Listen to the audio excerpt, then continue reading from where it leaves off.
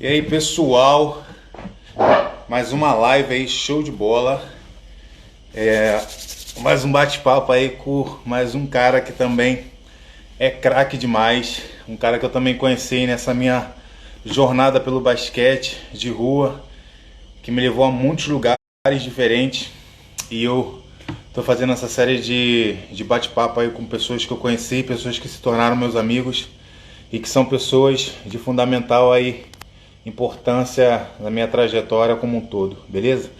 Ele já chegou aí, é o grande Fábio Malavasi. Vamos lá. Papo aí, show de bola. Tô aqui personalizado. O boné tá até um pouquinho velhinho. Grande Fábio! Fala, parceiro. Tô ajeitando a câmera aqui. Pera aí. Já a gente já entra redondinho nesse negócio aqui. Pera aí. Show! Deixa eu Vou ver botar aqui aqui. o fone. Isso fica melhor, né? É. Aí. E aí, cara? Show. Caraca, Quanto... aí, primeiramente, felicidade de poder te ver, né, nessa Pô, quarentena, cara, que todo mundo em prazer. casa agarrado aí, É sem verdade. A gente tá. sair. Que loucura, hein? Como é que tá aí na Espanha, cara? Como é que tá esse negócio da quarentena? Tá todo mundo em casa? Tá respeitando? Como é que tá? Pois é, o pessoal está respeitando bastante, né? Essa questão, apesar de ter bastante casos, eu acho que isso também assustou muito a população, então o pessoal agora está mais respeitando, né?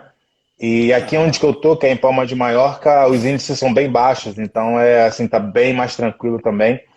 Mas Ah, legal. o governo liberou a construção e algumas outras funções, né, para liberar o pessoal começar a trabalhar.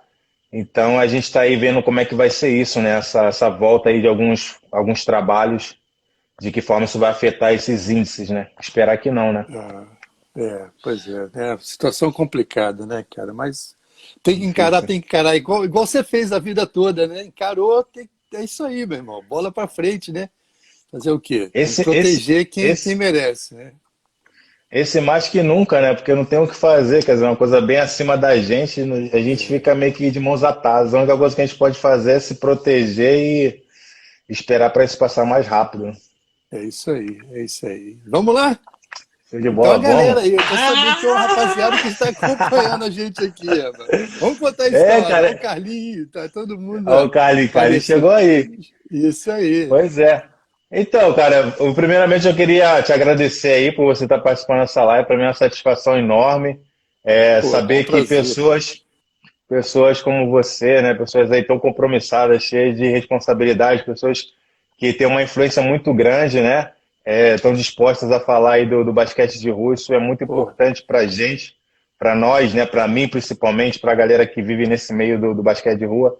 Então, quero te agradecer em nome de todas essas pessoas que vão se beneficiar desse bate-papo hoje, com certeza. pô, imagina, cara, prazeraço estar contigo. Já te falei que não tem tempo ruim com a gente. A gente já se conhece há bastante tempo, já te acompanha há muitos anos. A gente teve experiência juntos, que a gente vai poder falar um pouquinho aqui. Cara, boas lembranças, só boas lembranças, só isso. Claro.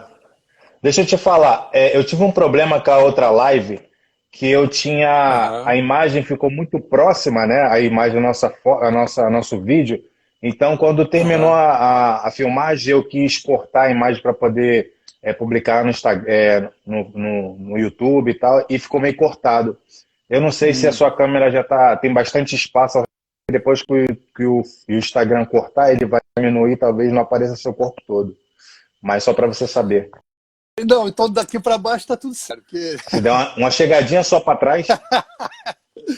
tá melhor assim. Você me Ah, comanda aí. Assim tá bom? Aí, aí. Tá melhor assim? tá ótimo agora, melhor. Que aí quando eu for cortar, aí a gente consegue pegar um quadro Sim. legal assim pra gente se ver bem. Vamos Pô, lá, já tô então. sentindo um Quero falar para você profissionalismo o da tua intuito parte do aqui. bate que eu tô chamando os amigos. Que nada. Tá bem informal, pô, tá bem informal. Até porque eu chamei pessoas que eu tenho uma certa intimidade, tenho um diálogo Claro, mais simples, né? claro. Mais fácil de trocar ideia, então pra mim é muito mais fácil, que aí flui naturalmente, entendeu? Não, vamos nessa, vamos nessa. Vamos contar isso.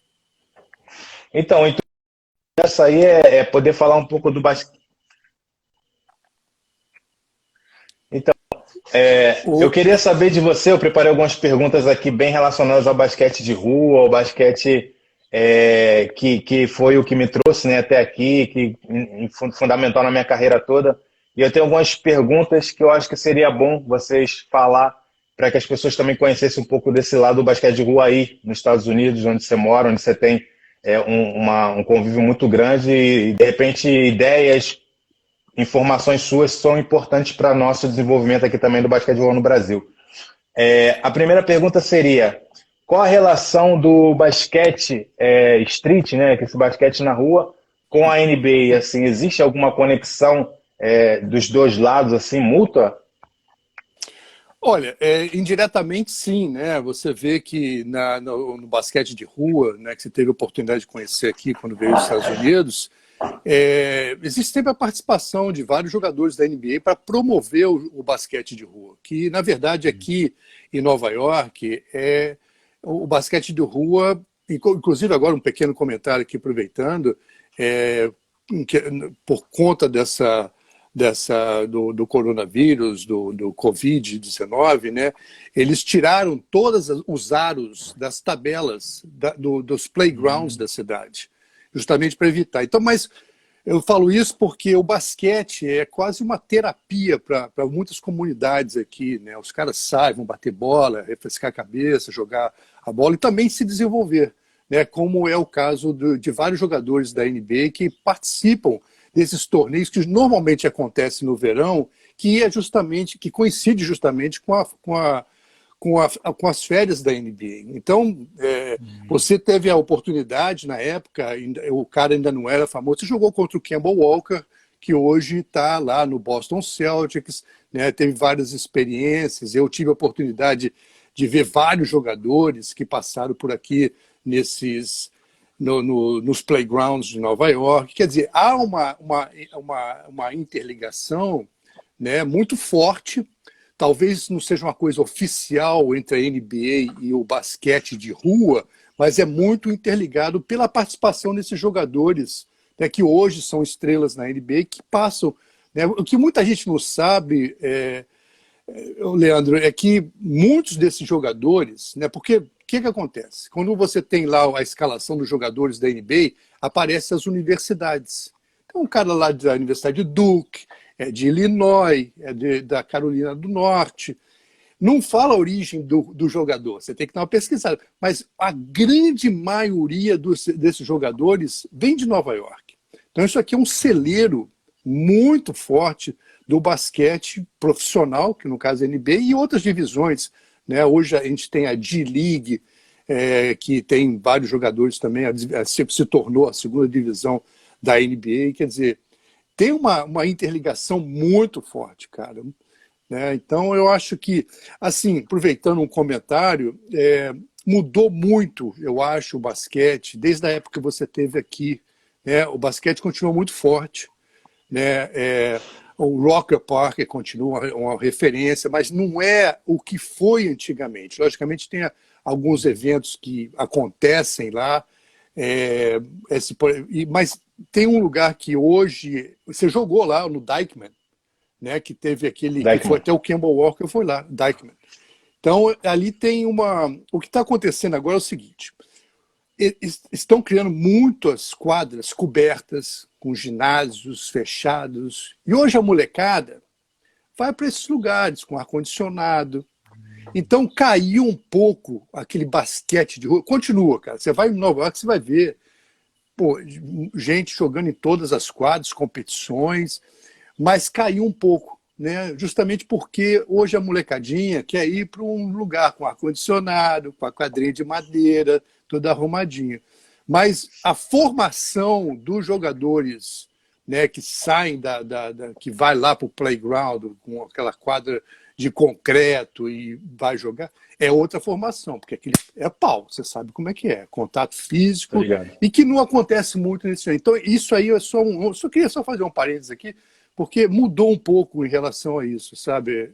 Então, continua, tem muitas competições. Esse ano agora eu estive lá no Dyckman, eu vi aquele o Alec Burke, que estava agora no Philadelphia 76ers e foi até dispensado recentemente, mas jogadores da NBA continuam participando, eles vão para a competição mesmo, entendeu? Então é super interessante, cara. Então, só voltando àquela sua pergunta inicial, há sim uma integração, né, indiretamente, no meu ponto de vista, mas existe uma integração muito forte. Show de bola. É de fundamental importância essa integração até para elevar o nível das peladas, né? Dessas quadras, acaba que o nível sobe muito pela presença desses jogadores. Sim. E que automaticamente influencia também na evolução dos outros para conseguir também excederem as ligas, né? É super importante, claro. Né? E aqui, assim, em Nova York, aqui em Nova York também tem, né, nessa mesma época que tem o Playground, existe o Summer League, que é uma coisa mais organizada, que também são jogados em playgrounds, mas é uma referência para olheiros de times, olheiros da scouts, né, na verdade, da Europa, aqui mesmo nos Estados Unidos, para observar esses jogadores, para oferecer contratos para eles, né, e muitos são contratados devido a essa participação na Summer League aqui em Nova York. Liga de verão, claro. Né, Summer League. Sim.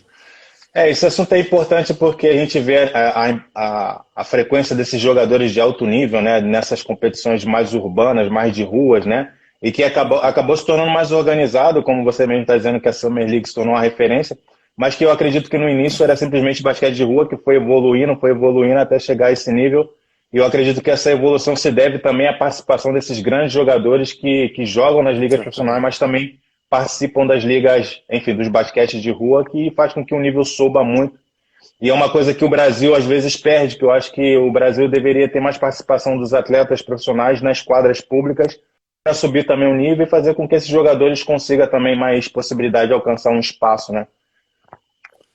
Não, concordo, né? Porque, como a gente até falei um pouquinho antes aqui, é um jogo completamente diferente, é um jogo com muito maior contato, você tem que realmente desenvolver uma habilidade, principalmente no drible, né, Leandro? Você tem que, todo mundo tem que botar a bola no chão e saber criar a sua própria jogada. Então, eu acho que, quanto a isso, realmente é uma escola e eu acho que, certamente, eu conversei, agora vocês verão agora, o Stephon Marbury. Você lembra dele, né? O Stephon Marbury, que jogou no Knicks e tal. Ele está na China agora. Monstro. Então, o Stephon trouxe uma molecada da China para jogar no Dyckman. E eu estava lá, coincidentemente, eu estava lá e bati um papo legal com ele. Aí perguntei como é que era o basquete de rua. Estava começando. Ele falou que estava começando, que tinha uma garotada nova lá com ele. Mas ele falou, cara, eu falei, pô, e aí, como é que foi isso aqui para sua formação? Ele falou, olha, isso foi essencial, né, para a formação dele como jogador, e o diferencial é aquilo que chama de toughness, o cara jogar duro, né, que muitos jogadores que não têm a oportunidade de jogar no playground, disputar o basquete de rua, né, não conseguem, porque é um negócio que você não... É difícil para um técnico ensinar isso para um cara, né? Então acho que depende muito sangue, né? da experiência. Tá junto, tá a raça. Então, depende muito dessa experiência que ele tem, né, no caso, e vale muito isso passar pelos playgrounds, o jogo no basquete de rua, né? Show. Vamos continuar com as perguntas. Assim, aí eu começo a conversar com você, você começa a falar e a quantidade de informação...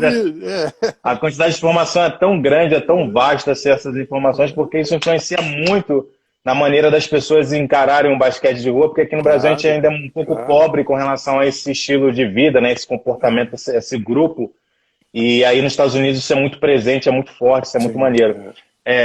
Para você, como você define o que seria o basquete de rua na sua visão?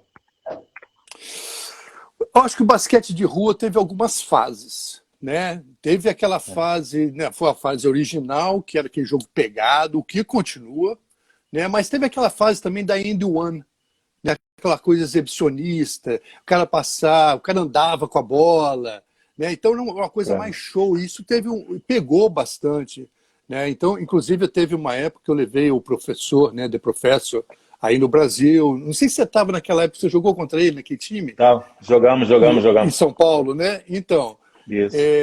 então levei. Então era uma época que o basquete estava meio, né, show, né? Uma coisa, né, aqueles dribles malucos, o cara andava, que na realidade não é assim, né? Você sabe que você jogou Exato. aqui, o jogo é pegado e tem que jogar. Então, aquele negócio de fazer firula, né, aqui não cola. Então, eu acho que houve essas fases, né? Eu acho que o nível hoje é muito alto. Você vê jogadores, Leandro, você fala, pô, cara, esse cara, que logicamente para se tornar um profissional, você é melhor que ninguém sabe disso, né? Tem que ter dedicação, tem que ter o foco, tem que ter... Né? Então, às vezes o cara mostra um negócio ali, porque é o jogo dele é basquete de rua. Quando você vai para um time profissional, você tem que saber ler entender a jogada do treinador, você tem que saber a pegada certa. Então, isso aí tem várias coisas que influenciam na performance de um jogador para se tornar profissional. Mas eu acho que o basquete de rua teve essas fases, né? Tentando te responder a sua pergunta. Teve a fase do inicial, que foi lá do Kareem Abdul-Jabbar, Julius Erving aparecendo aqui no Harlem para jogar basquete. Depois, né, deu continuidade a isso, vários jogadores aparecendo, Kobe, por exemplo, vinha a jogar aqui. E você tem essa fase aí da End One, que teve aquela coisa de exibicionismo, mas depois eu acho que retomou, hoje é um pouco mais organizado, né, nesses lugares que hoje, assim, tem o basquete raiz, que a gente podia dizer do basquete, do streetball, é lá onde você jogou, cara. Hoje o Rocker Park continua com a fama, né? Mas não é um lugar aí que hoje aqui em Nova York, se tem um cara da cidade que joga basquete, se você perguntar para ele onde é o jogo de streetball hoje, do basquete de rua, é no Dyckman. Então, houve essas modificações, mas o jogo em si é sensacional, cara. Eu adoro porque você vê realmente de que o cara é feito. Né? Tem desculpa a palavra, o culhão, né? De entrar ali, porque você sabe como é que é. É fechado, cara. Não Ainda mais aí, né? Ainda mais aí que o pessoal fica do lado da quadra assim. Você viu, né? Você lembra disso. Então ali é aquela pressão. Esse jogo agora que eu fui aqui com o Alec Burke, cara, eu tava no meio da quadra praticamente, e o jogo vinha e o nego abria. Então é aquele negócio que é pressão e os caras em cima de você, dedo na cara, porra, não sei o quê. Pô, isso tem preço, cara. E uma experiência como essa, para um jogador, ele encara qualquer coisa. Né? Então, eu acho que isso aí é muito legal de ver e você, mais uma vez, teve a oportunidade de ver isso de perto. Né? E continua, né, Leandro? E define exatamente essa questão da diferença, né, do basquete de rua, né? Essa vivência dentro da quadra. Você falou bastante coisas do jogo em si, né? De que como isso influencia nos atletas, como isso mexe, né, com a característica dos atletas, a personalidade dele. E é uma coisa bem forte mesmo, né? Que a gente aprende a conviver com isso muito frequentemente, esses desafios assim, pessoais, né? De cara a cara. Sim. E é realmente muito importante. Você abordou um assunto super interessante, que foi a questão disso, né? De que da personalidade, né, do basquete de rua, dessa questão que o jogador da rua ele tem muito mais tesão, né, no jogo, assim, né, tem a personalidade diferente de um jogador normal, né, assim, não aceita muito a derrota, não aceita muito errar, não aceita muito porque ele se cobra muito e é muito cobrado também. Então é bem interessante isso. Obrigado aí. É importante, você também falou de outra coisa muito interessante, que essa questão da End One, né, quando a End One chegou no basquete de rua, ela trouxe uma imagem do basquete de rua distorcida para muitas pessoas, porque muitas pessoas hoje aqui no Brasil, e a gente sofre um pouco o reflexo disso, né, um certo preconceito em achar que o basquete de rua é malabarismo, que o basquete de rua é firula, que o basquete de rua é praticado muitas vezes por pessoas que não têm tantas habilidades, que não tiveram a oportunidade de aprender tão bem o basquete, quer fazer igual o Hot Sauce, por exemplo, o Tem Professor também, e acaba fazendo jogadas que se tornam feias, e isso faz com que as pessoas tenham essa visão equivocada do basquete de rua de que nós não temos talento, que nós não sabemos jogar duro, que nós não somos talentosos, não temos qualidades técnicas. E, infelizmente, isso é uma coisa que a gente sofre com isso até hoje. É bom você tocar nesse assunto, porque você esclarece esse ponto, né, essa evolução do basquete de rua, e que isso é só uma parte, não é tudo, né? Claro. Não, e assim, esse foi exatamente o que você falou. Eu acho que, até porque a Indiana foge muito das regras. É uma exibição, é um show, né? Não tô separando o talento, né? Para você participar dali, você tem que ter um talento também, lógico, Claro. né? Sem desmerecer, mas é um outro basquete. Né? O basquete de rua, o de que você está se referindo, é por aí, é pegada e o cara tem que realmente ter. É um desenvolvimento, cara, porque eu acho que a maioria desses jogadores, né, eles, na hora de decidir uma bola, eles não vão afinar, cara, eles querem a bola.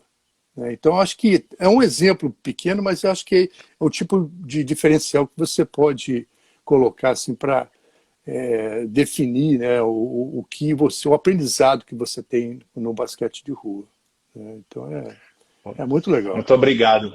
Muito obrigado. Você acaba de acabar de dar um depoimento super importante. Como eu disse, eu sabia que essa nossa conversa ia gerar muita informação boa, porque, como eu disse, a gente sofre muito preconceito, né, com relação ao basquete de rua, e um cara que nem você, conhecedor, enfim, do basquete de uma forma tão ampla, poder falar e traduzir, explicar isso para muita gente é uma coisa assim fabulosa, porque eu acho que a partir de hoje todas as pessoas que falarem de basquete de rua e escutarem o que você está dizendo vai ter realmente um conhecimento real do que é realmente o basquete de rua. Obrigado por contribuir dessa maneira. Ah, não, beleza, cara. Não, legal que deu para esclarecer algumas Show. coisas aí. Importante. Vamos lá para as perguntas. Vamos seguir com as perguntas. Assim, a gente vai conversando e assim, muitas das suas respostas acabam completando outras perguntas. Mas se você conseguir assim, dar uma resumida. Só para eu falar um negócio, tem algumas pessoas mandando as perguntas aqui, mas eu não estou conseguindo ler, só para avisar para eles aí, porque eu estou vendo aqui que mandaram alguma coisa, mas não sei se você consegue ler aí. Né, a galera vai mandando pergunta, mas vamos esperar a gente terminar as que eu tenho aqui, que já estão preparadas. Só para saber, porque eu não estou conseguindo ler aqui. Vai lá, vamos nessa. Depois a gente chega nessa galera. Assim, eu acho que você já respondeu nessa questão dos americanos, como eles veem o basquete de rua, né? Como eles veem o streetball, até mesmo a alta cúpula, né? Até os jogadores profissionais, a alta elite, não tem essa visão de como é a visão deles com relação ao basquete de rua. É uma coisa negativa, é uma coisa difícil, porque aqui no Brasil, por exemplo, existe esse preconceito, né? Da elite do basquete olhar o basquete de rua com certo demérito, né? Então, eu queria saber qual é a relação dos Estados Unidos americanos. Então, eu acho que o diferencial, primeiro, é assim, eu não vejo o basquete de rua, não o jogo, vamos tirar o jogo de lado, quer dizer, eu acho que a organização ainda deixa um pouquinho a desejar. Aqui, talvez até porque seja uma coisa que, logicamente, você precisa de patrocínio, você precisa de investimento, isso poucos lugares têm. Né? Claro. A questão do basquete de rua ser respeitado pelos jogadores profissionais é justamente pelo fato que esses jogadores profissionais passaram por ali e voltam. Né? Porque muitos ali voltam para poder desenvolver o seu jogo, né? A oportunidade de jogar. Né? Então, quer dizer, esse respeito existe pelo meio. Os jogadores, treinadores, ex-jogadores que passaram por ali. Quer dizer, então, eu acho que há esse respeito muito forte.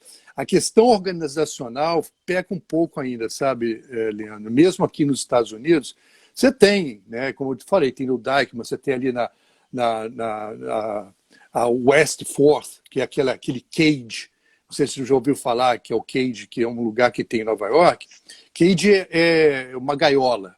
Então, um lugar cercado... eu já sei. Passei então, por lá. ali no cage, ali o pau come, cara. Então, existem eventos, existem torneios, inclusive nesse período da Liga de Verão em Nova York, que é muito usado para os scouts, né, virem aqui. Mas eu só respondendo a sua pergunta, eu acho que há um respeito, né? Tanto é que há participação de jogadores que vêm. Logicamente, você vê um Kevin Durant, que já foi lá no Harlem algumas vezes. Ele vai lá, joga, talvez um pouco mais limitado, porque é um cara que tem que se cuidar, tem um contrato enorme, não pode ficar se expondo. Então. Mas se você vê muito, por exemplo, o Alec Burke, né? O Alec Burke estava jogando, cara, ele estava no. Pô, e nego marcando ele, querendo tomar a bola dele, e ele sendo forçado a mostrar que ele é um jogador da NBA. Então, esse um puxando o outro aí, entendeu? É muito legal. Então, eu acho que há um respeito muito grande dos jogadores da NBA, né? Eu tive uma. Eu estou tentando lembrar o nome dele, rapaz. Ele jogava no Detroit Pistons, eu estou esquecendo o nome dele. Isso já tem muitos anos. E eu estava no Harlem. Foi quando vocês estavam aqui. Como é que é o nome dele, gente? Eu até cheguei a entrevistá-lo para que ele estava fazendo um documentário sobre a vinda de vocês. E ele falou, cara, o streetball em Nova York é difícil. Aqui o cara aprende, né? Então, mostrando assim o respeito que ele tem, falando de você, o fato de vocês estarem ali naquele momento era uma coisa assim excepcional. Porque nem todo mundo tem condição de entrar na quadra para jogar contra aqueles caras que estavam jogando no momento, né? Então, isso aí é um pequeno exemplo do respeito que os jogadores profissionais têm. Villanueva, lembra dele? Que jogou no Detroit. Enfim, foi um jogador que ficou muito tempo na liga. Então, né, foi uma coisa que eu achei legal de ter falado, do fato de vocês estarem ali competindo, que não é para qualquer um, né, mostrando assim o respeito, né. Show de bola. Você vê que essa questão de que os jogadores, né, têm esse respeito de voltar às suas origens para poder seguir a competição e também, de uma certa forma, influenciar no desenvolvimento, né, daquela galera que está ali correndo atrás do seu espaço, é muito importante. Eu acho que essa é uma mentalidade que o brasileiro deveria ter, porque hoje tem muitos jogadores que são da NBB, que são jogadores que começaram em parques públicos, né, que fizeram quase o início da tua carreira ali, e não frequentam esses lugares, né? Eu acho que seria importante poder voltar a ter essa conexão com as quadras públicas para gerar mais basquete, para gerar mais ídolos, para gerar mais incentivo, né? A galera a crescer e mais nível também, né? Porque quanto mais jogadores bons você vê nas quadras, naturalmente a galera vai também evoluindo e vai criando jogadores de mais alto nível, né? Eu acho que é importante essa volta, né? Assim, eu acho que eu concordo com você. Eu acho que os jogadores de basquete de rua ainda são até, certamente, um pouco discriminados, né? Até mesmo porque eu acho que isso acontece em várias partes do mundo, né? Não é só no Brasil ou aqui, mas até por conta do patamar que tem a NBA. Então a NBA joga um jogo lá em cima, organização, marketing, uma estrutura fora de série. Então o que não está ali é a segunda, a terceira divisão, entendeu? Então isso às vezes, a NBA é super positiva, igual aconteceu no Brasil, está ajudando o basquete brasileiro, está fazendo o basquete crescer, mas continua a NBA. Então, você é o cara que, eu converso com muita gente no Brasil que assiste a NBB, pô, não é a mesma coisa. Pô, tem jogador aqui da NBB que tinha condição de estar na NBA, entendeu? Então falta só aquela produção do vídeo, a enterrada, aquela repetição na hora.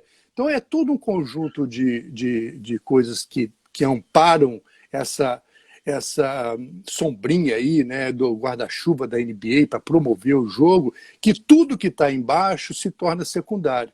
Então eu acho que o jogo de basquete de rua está nisso aí. Eu acho que tem muitos talentos. Eu acho que não sei se assim falta um pouco de retorno das empresas para investir. Eles fazem, a Nike faz eventos aqui, a Adidas faz evento. Quer dizer, então agora você está no meio agora que eu acho que é uma ramificação que eu acho que tem tudo a subir, né, que é o 3x3.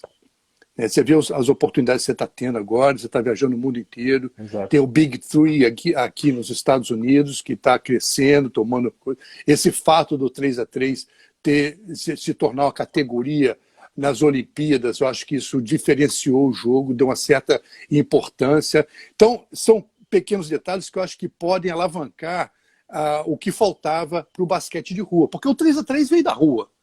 Você sabe disso, né? Quer dizer, então é um pulo, né? Então eu acho que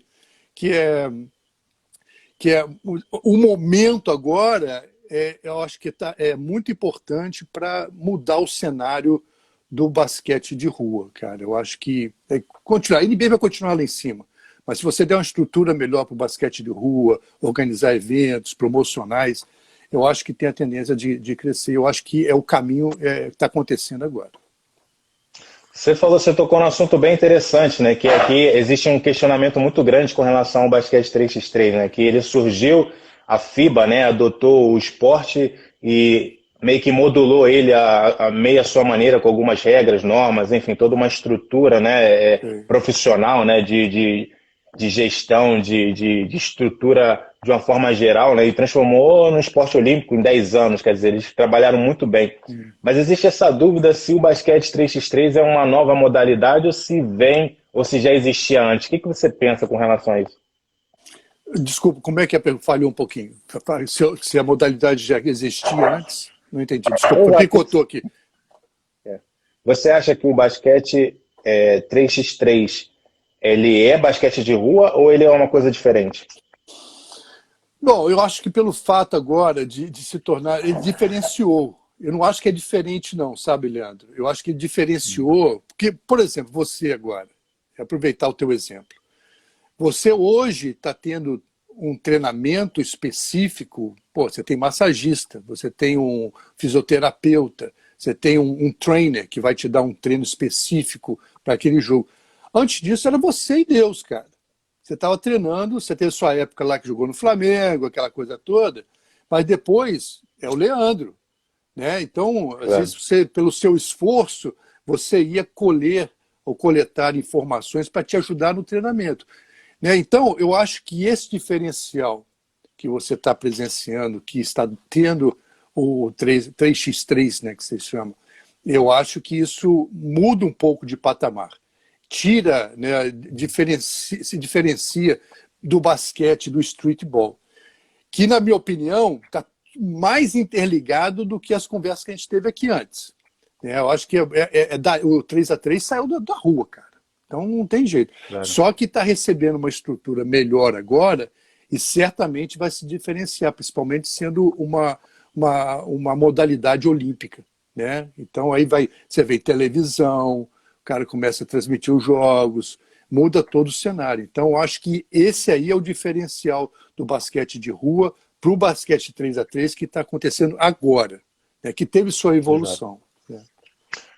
Assim, eu vou esclarecer, né, um ponto assim que provavelmente não é do seu conhecimento, porque é normal você estar trabalhando em outra área, mas eu que sou do 3x3 eu posso te dizer assim com muita certeza de que o 3x3 ele é muito bonito dentro da televisão e dos grandes eventos, né, dos World Tours, mas a estrutura inicial ainda continua muito precária, né? A maioria aqui no Brasil, por exemplo, tem uma liga nacional e os jogadores são os jogadores que financiam sua própria carreira. Então, assim, a gente continua vivendo a mesma questão do basquete de rua. As pessoas têm que trabalhar para se manter e para jogar. Então, parece, né, que é muito maior que se tornou olímpico e parece que a coisa é super organizada. Com certeza a estrutura é muito organizada, os grandes eventos é muito organizado. Mas a base ainda continua muito precária e continua no mesmo estilo da rua, onde os jogadores que treinam por conta própria, os jogadores quem pagam a sua inscrição para ir para os torneios. Então, quer dizer, na minha opinião, seguiu a mesma coisa. A única diferença é que agora existe um nome e que, claro, hoje a gente tem um objetivo, isso é importante. Eu acho que o 3x3 foi maravilhoso porque ele trouxe o horizonte que nós não tínhamos antes no basquete de rua. Não, então, eu só ia acrescentar aqui, porque esse aí é o diferencial, cara. Você falou tudo. Lógico que tem aí as suas dificuldades, quer dizer, mas eu acho que está no momento de transição, né? Porque você já tem a TV, faz o jogo ser até maior do que realmente ele é, pelas dificuldades que você está colocando. Mas só que no olhar de um patrocinador, e ele tem essa janela, ele pode começar a investir. Talvez isso venha gerar investimento e melhorar a situação dos jogadores. Mas foi bom você esclarecer isso, porque é uma informação até que eu não tinha, porque de longe, né, aqui nos Estados Unidos, eu não sei os detalhes que está acontecendo, né, as dificuldades dos jogadores e tudo. Mas o que eu vejo, né, interpreto o que você falou, foi justamente está se criando, né, já tem uma estrutura meio ilusória, vamos dizer assim, melhor do que o basquete de rua, né? Porque já tem associado à televisão. Então, quer dizer, eu acho que está no momento de transição, mas legal você ter dividido isso. Exato, as pessoas me acham até chato, né? Porque eu falo muito de basquete de rua aqui, o pessoal enche meu saco, porque eu sou do 3x3 também, faço parte da seleção brasileira, enfim, sou um jogador internacional, e faço questão de bater sempre nessa tecla, porque, na minha opinião, a gente tem que aproveitar esse bom momento do basquete, em geral, né, do 3x3, que está dando visibilidade para atletas como eu, que eram desconhecidos no Brasil, no cenário brasileiro, e que hoje a gente conseguiu uma visibilidade. Então, de que adianta a gente ter essa visibilidade e não poder fazer algo útil, né, para algo que a gente sabe que tem valor? Para mim, o valor do basquete de rua tem muito valor. Acho que as quadras públicas são de fundamental importância na nossa sociedade, em termos com relação à violência, com relação ao nosso dia a dia, ao nosso lazer, à nossa interação entre pessoas diferentes em prol de algo positivo. Então, assim, existe um valor muito maior por detrás do basquete de rua que, infelizmente, as pessoas não têm noção. E eu queria aproveitar essa oportunidade que eu tenho, da visibilidade do 3 contra 3, para vir nessa origem, para poder falar sobre essas coisas. Você não é chato não, cara. Eu te acompanho aqui, eu vejo as suas postagens. Eu acho, cara, a dedicação que você tem não é para qualquer um, não, Leandro. Eu falo honestamente, porque eu admiro muito, porque eu sei que das dificuldades, não só sua, mas também do esporte em si, cara. Porque é uma coisa que todo mundo quer tirar proveito, cara. A verdade é essa. Né? O cara que achar o jogador, o agente que achar o jogador prontinho, né? Então ele vai lá, vai no basquete de rua. Então existem vários pontos, né, que você tem que considerar, e eu acho que o que você faz, cara, você está de parabéns, bicho. Não tem, é uma coisa que... E assim, uma coisa conquistada por você, e você tem direito de falar. Você não está mentindo. Você está expondo o que você conseguiu, motivando outros a tentarem a mesma coisa. Então, eu acho que isso aí, pô, é demais, cara. Não é para qualquer um, não. Exato. É porque a gente se sente um pouco assim, sabe? Porque hoje a gente tem uma certa visibilidade, hoje as pessoas te veem, né, com olhos e, na verdade, a gente sabe que para chegar até aqui, por muito tempo a gente ficou em oculto, né? Nosso treinamento, talvez eu poderia nunca ter chegado aqui e isso nunca faria diferença. Então, hoje que, graças a Deus, eu consegui romper algumas barreiras e chegar até aqui, eu acho que a gente tem que olhar para essa galera que, como eu lá atrás, estava também precisando dessa atenção, sabe? Estava precisando desses recursos para poder alcançar, porque a maioria fica no meio do caminho. Isso me deixa muito triste, porque eu penso que eu poderia ter ficado também. E graças a Deus eu consegui passar, mas eu sou 1 em 1 milhão. Então, se eu não puder olhar que sei de onde eu vim, não poder olhar para trás e tentar fazer alguma coisa para poder auxiliar ou ajudar ou mostrar pelo menos que as pessoas estão correndo atrás dos seus sonhos, sabe? Que as pessoas estão trabalhando duro nas quadras públicas, sozinhos, arremessando bola sem professor de basquete, sem alguém para ensinar o que é direito, o que é esquerda, mas elas estão ali porque elas acreditam que podem ser jogadores, sabe? E são sonhos que a gente precisa se importar com isso, sabe? As pessoas não entendem quando vê eu falando de basquete de rua, as pessoas, que basquete de rua, que isso, que... Mas faz parte. Faz parte, né, Leandro? Mas cara. Aqui, você tem mais pergunta para mim aí, que eu tenho pergunta para você, pô. Vamos lá seguir com as perguntas. Acho que é melhor a gente pular logo pro nosso carro-chefe, hein? Porque vamos lá. eu tô doido para saber sua opinião. Calma aí.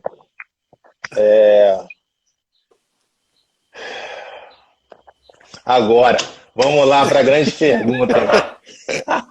Ih, rapaz, aí. Vamos lá. Como é que foi para você? O que o Fightball foi para você naquele dia lá? Como é que foi chegar naquele evento e se deparar com um brasileiro? Não, foi assim. Vou falar do evento em si para as pessoas que estão nos ouvindo entender a magnitude daquilo. Porque a gente já postou fotos aí, eu acho que o pessoal pode ver no nosso Instagram, né? O local em si foi um troço que eu nunca tinha visto, cara. Né? Que na verdade os caras pegaram um clube, né, de dança, aquela coisa, e fecharam e montaram uma quadra no meio. Quer dizer, que negócio bem dark mesmo, né, que, com características muito de Nova York, aquela cor preta e branca, né, bem fechada. Então, pô, na hora do jogo apagavam as luzes laterais, ficaram só a quadra. Cara, aquilo ali foi um espetáculo, né? E a intensidade daquilo ali, cara, você jogou contra os caras que são feras aqui, meu irmão. Né? O jogador de basquete de Nova York, o cara que você acabou perdendo no final, que foi uma disputa louca, né? Ele era da Filadélfia, não era? Não, de Washington. De Washington. Então vem gente do país inteiro, né? Você de fora e outros jogadores, quer dizer, foi uma competição que diferenciada, né? Um prêmio de $100 mil, pô, cara, né? Então a intenção ali, eu conversei com os organizadores, os caras que estavam tentando fazer aquele evento vingar, né? Então eles tinham uma visão muito boa para continuar, e eu achava que era uma coisa que tinha uma pegada muito boa para televisão e tudo mais. Então, agora, chegar ali, cara, eu fui lá por causa de você, né? Para te ver primeiro, claro. Mas eu quis dividir essa visão que eu tive do evento antes, mas, pô, de te conhecer, né? Conhecer a tua história. E chegar lá, te ver jogando. E no início, eu sabia que ia ser pauleira. Pô, cara, tu foi vencendo todo jogo, cara. Todo jogo, meu irmão. Cara, surpresa, né?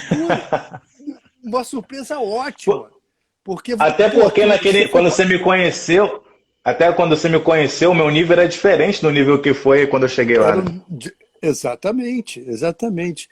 E, cara, e aquela vitória daquela bola que tu matou no final ali, que o cara já estava indo pro chuveiro vibrar, e você me dá um tapinha na reposição de bola do cara. Tinha, acho que um segundo no cronômetro, e você matou o jogo e ganhou o jogo. Tem a foto de eu entrando na quadra igual um doido lá, te abraçando. Pô. Não tem corrigir. Cara, emoção purinha, Leandro. Aquilo ali é história para mim, cara. Aquilo ali foi muito legal. E assim, é muito também pelo carinho que eu tenho por você, que eu tenho pelo o pessoal que teve aqui da LUB, né, que teve aqui com você. Então, deixa eu só botar um negócio aqui que eu pedi. Então, ali, aquela experiência para mim é inesquecível, cara.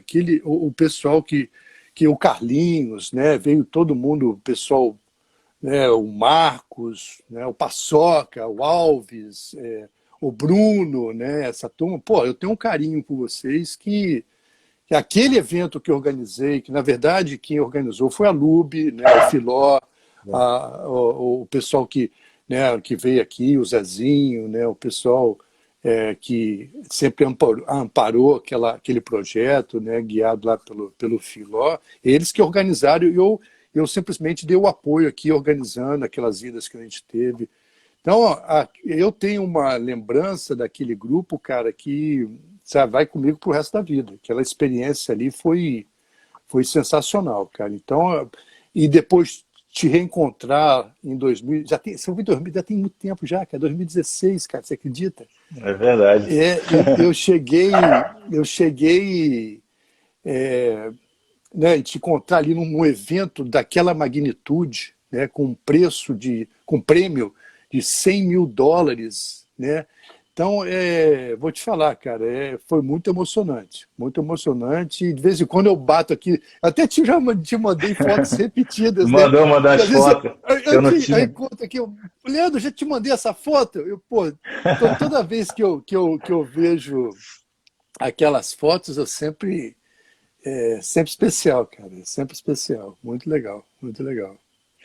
Eu acho que aquele abraço lá define exatamente o que a gente estava sentindo, né? Assim, eu acho que o fato Eu acho que o fato de eu ser quem eu sou, de você conhecer minha história e saber o quanto era quase que impossível me ver ali, né, num lugar como aquele, e ainda mais me sair tão bem, né, assim, e o quanto aquela vitória era importante para mim, assim, e na verdade o Fightball, assim, confessando para você, foi a minha maior realização no esporte, né, porque o Fightball me trouxe o respeito que eu sempre busquei, né, a confirmação de que eu estava no caminho certo, então poder ir em Nova York, na casa dos americanos, onde as pessoas amam basquete, e poder ver os americanos torcendo para mim, porque eles gritavam o meu nome, sabe, dentro da quadra, isso para mim foi uma coisa muito forte, porque você está jogando contra os americanos estão torcendo para você, isso É. Mas foi sabe o que muito que foi, marcante. cara? O nego percebeu a tua disposição, cara. Você Uhum, chegou ali como eles chamam aqui de underdog, um cara que, né, não tem chance. E de claro. repente você começou a crescer no torneio, né? E os caras valorizando a vontade que você tava de jogar, cara. Pô, foi demais, cara. Aquilo ali é inesquecível, Leandro. Pô, demais mesmo, cara. Pois é, então para mim assim foi a concretização assim de um jogador de basquete anônimo, sabe, que treinou sozinho, que aprendeu suas habilidades treinando sozinho na rua e você chegar numa competição dessa e saber que todo o seu treinamento foi reconhecido, sabe? Tipo assim, você acertou, tipo assim, você não teve as melhores estruturas, mas você acertou e foi suficiente para você ganhar um respeito da gente. Eu saí de lá assim com a satisfação de que como brasileiro eu tinha dado o meu melhor e o meu melhor tinha sido suficiente para ganhar o respeito dos americanos na casa deles, sabe? Isso é muito bom. Não, e foi notado, cara, com certeza, com certeza. Foi muito bom. Bom demais. Show de, show de bola. Eu vou deixar agora com você. Eu tenho mais perguntas, mas você falou que tem as perguntas também. Se quiser, Não, pode então, mandar bala. eu queria voltar lá atrás, porque aquele em 2008, quando vocês estiveram aqui, né, aquela galera, até vou citar, tem algum, né, o Bruno, o Leandro, você, né, É. no caso, o Marcos, que eu tenho falado aí, acompanho, está com a família linda, está com a filhinha. Então, isso para mim é muito legal da gente poder acompanhar vocês depois daquele encontro, que para mim foi muito especial, cara, né? Porque Claro. eu tive a oportunidade, eu acho que foi o primeiro grupo de brasileiros de basquete de rua a ir ao Harlem. E aí eu tive a chance de ser o cara de levar vocês lá. Então tem um carinho muito especial, né? Carlinhos, Paçoca, o Alves, que eu lembro. E teve até o Bryce, lembra? Aquele cara, aquele negão forte que veio para jogar com vocês. Pô, Parece Massaroca. uma rocha. Uma... Ele casou, é meu amigo, encontro sempre com ele aqui. O Filó, Zezinho. Então, eu quero voltar um pouquinho lá atrás para ver, porque eu nunca tive essa chance de conversar com você, de como é que foi aquela experiência para você, cara. Eu acho que você pode até falar em nome do pessoal que veio aqui, mas que para mim foi muito legal, muito, assim, guarda aquilo até hoje, mas queria saber para você como é que foi aquela experiência. Assim, foi incrível, né? Você estava conversando aí, falando um pouco disso, e eu estava também aqui sentindo as mesmas emoções de maneira diferente, né? Porque você também se sentiu super emocionado em receber aquele grupo, né, de jovens, jogo Foi. basquete de rua e tal. Mas para a gente também, assim, era uma coisa de outro planeta, porque era totalmente fora da nossa realidade, né? Para muitos, para mim também, era uma coisa quase que impossível de acontecer. Primeiro de você sair do país, né? Primeiro de você fazer parte de algo que, assim, no Brasil, da onde a gente vem, fazendo o que a gente fazia, a proporção era muito absurda. Imagina, você vai para os Estados Unidos porque você joga basquete de rua. Mas como assim? Isso não existia, sabe? Então, Não, quando a gente, era uma coisa assim bem difícil, bem possível. Então, quando a gente entrou no avião, acho que é aí que o pessoal começou a acreditar um pouco que estava começando a ser verdade, né? E, tipo, chegar aí, sabe? A gente foi no aeroporto e vários carros, assim, super maneiros, sabe? Que foi lá buscar a gente botou. Chegamos num hotel incrível, sabe? Tipo, você super atencioso com a gente, dando toda a estrutura e coisas que a gente nunca foi tratado assim, né? Nunca fomos tratados assim como atletas. Então, acho que foi a primeira vez que a gente se sentiu atletas de verdade, né? Jogadores de verdade. Isso foi muito inspirador, né? Assim, foi muito motivador, porque a gente sentiu um valor na gente. Tivemos valores, sabe, naquele momento. A gente percebeu, caraca, a gente tem valor. Nós somos jogadores, sabe? As pessoas estão tratando a gente porque a gente joga basquete, a gente joga bem e o que a gente faz é suficiente para a gente poder estar recebendo tudo isso, sabe? Poder estar num bom hotel, ser recepcionado dessa maneira, comer em lugares legais e frequentar lugares que, assim, que o dinheiro, que a nossa vida normal, cotidiana, nunca permitiria fazer, sabe? Então, foi muito forte esse impacto na nossa vida, porque isso fez com que a gente seguisse mais forte, sabe? Em busca de... A gente acreditou mais na gente, eu acho que a definição é essa. Ah, legal. Você sabe que tem um lance ali, eu não sei se vocês sabem disso, né? Porque teve, naquela fase que vocês estavam tentando conseguir o visto para vir para cá, né? Ficou um pouco complicado. Então, aí eu tive que tomar como se diz, ser o responsável por vocês aqui.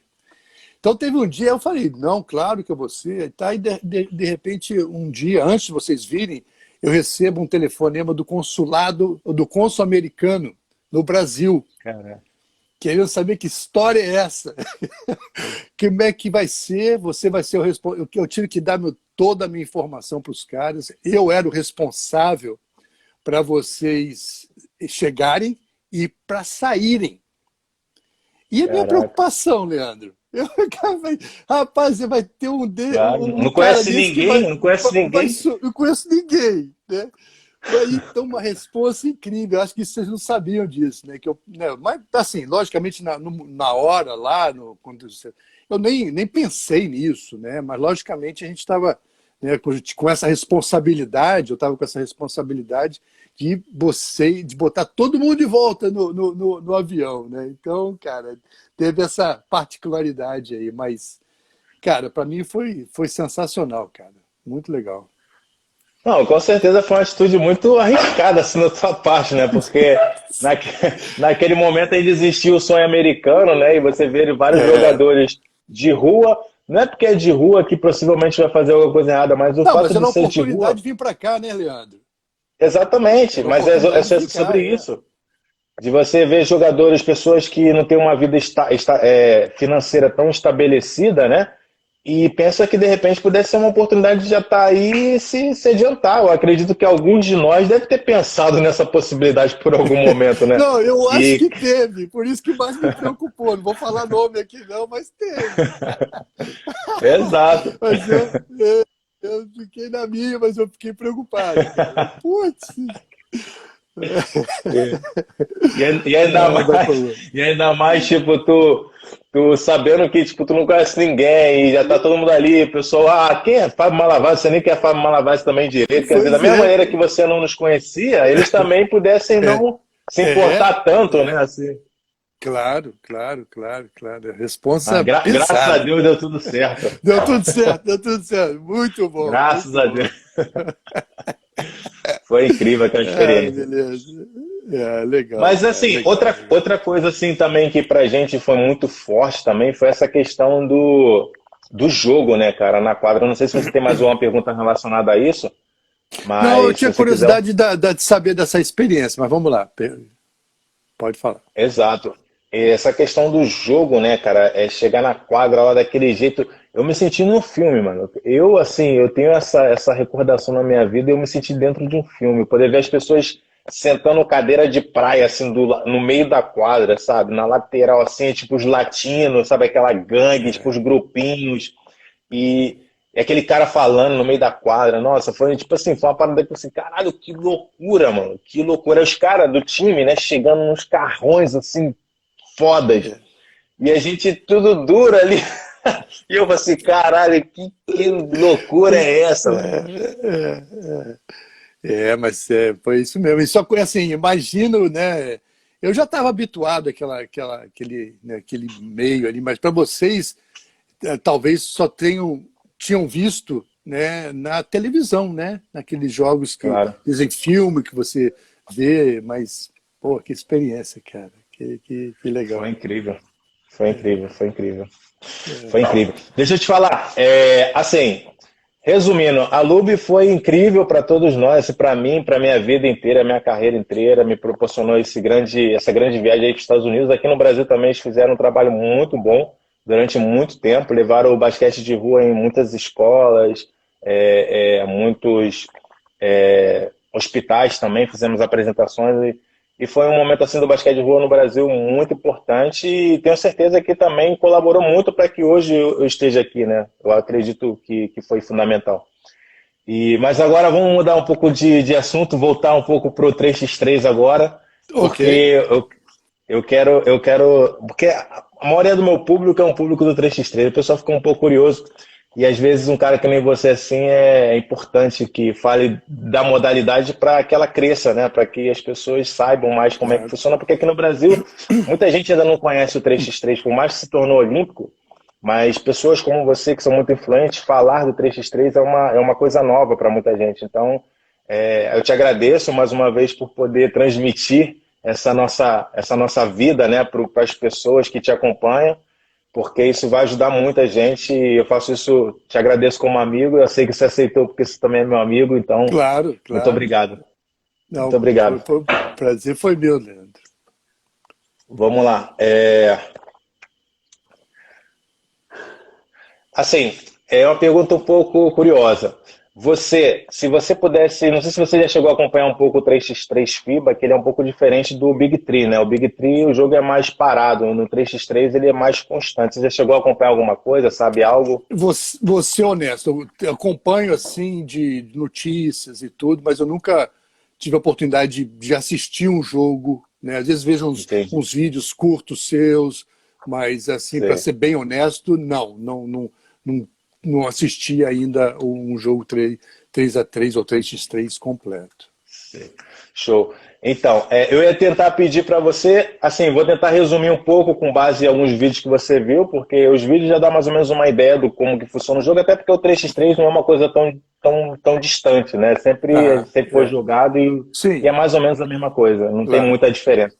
E eu queria perguntar para você se você pudesse escolher 4 jogadores da NBA para montar uma seleção de 3x3, quem você escolheria? Jogadores atuais ou já na história? É assim, seu Dream Team, quem Meu seria? Dream Team, Independente de ano. É. E são, assim, você tem que então, definir os jogadores e as mas, características. Por que você mas escolheria ele? eu sou parte do time? Não, né? Eu vou ficar só no comentário, tá bom. Então, vou pegar um cara pesado dentro do garrafão, vou pegar o Shaq dentro do garrafão, Shaquille O'Neal. tá?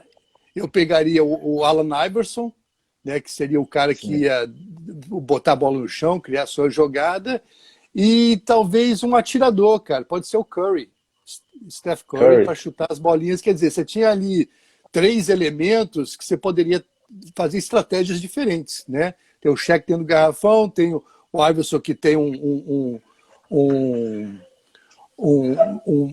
drible de bola incrível, né, para poder segurar e, pô, e o Curry naquele do sufoco, chuta, meu irmão. Então seriam os 3 aí que eu acho que eu colocaria. Você tem um time, logicamente, sem você, Sim. você teria alguém assim em mente que você poderia escolher ou não?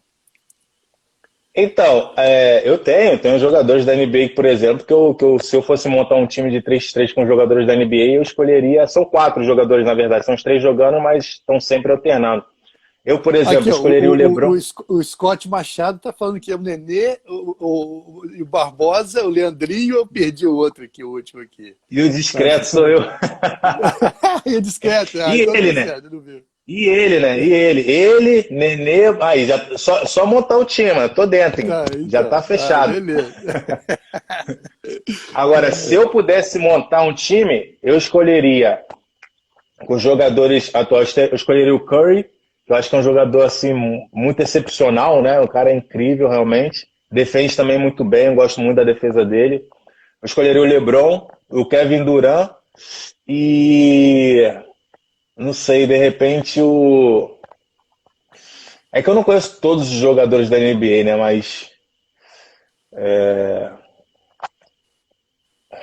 caraca, quem mais?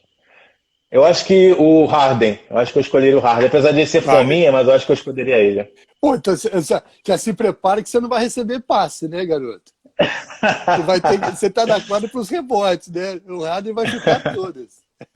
Tá bom, pô, ele mete todas mesmo, tá bom, pô. Não vai ter rebote, né? Pois é, cara. Deixa eu te falar, Fábio. Olha só, antes de a gente continuar, assim, o Instagram, em 1 hora ele termina a live, né? Ele já está Tá, acabando, falta 15 tá. segundos. A gente vai terminar essa live aqui e vamos iniciar uma outra, beleza? Pode ser. Vamos nessa. Show. Terminar Vou agora? terminar aqui agora. Beleza. Isso, aí a gente volta. Foi.